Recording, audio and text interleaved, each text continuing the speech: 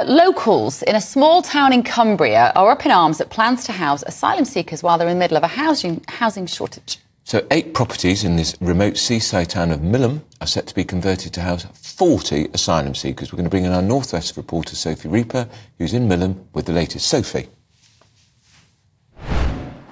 Well, a very good morning to you both. Yes, we're here in Millom this morning. We've been to the street where the proposed HMOs are, and there has been community outrage about this plan.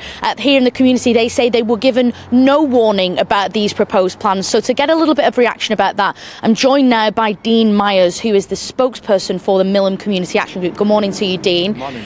Talk to me about what has been said so far and why there's been such outrage here in Millom.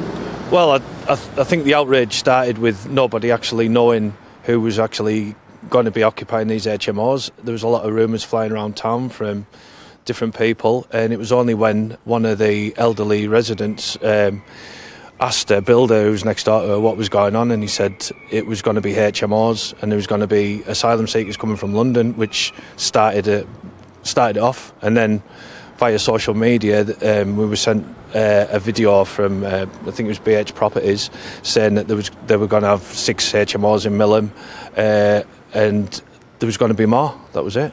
Now, just to clarify for our viewers, an HMO is, of course, housing for multiple occupancy. On one of those proposed HMOs on the street that we've been on this morning, there has been graffiti. I'm sure we'll be able to see pictures of that, which says "Not welcome, scum." Do you think that that's an appropriate response? What would your take on that be? We've steered away from that from the start of. That's why the group was organised. We've tried to be lawful, and which we have. We've worked really well with Millom Town Council and our MP. We've put statements out saying we don't condone this, but the town is really frustrated. There's obviously a number of individuals who are acting like vigilante groups, which are nothing to do with anything that we've set up. We want to do it lawfully, and we want to get answers to the questions that we're asking. Now, obviously, the population of Millom is around 5,500.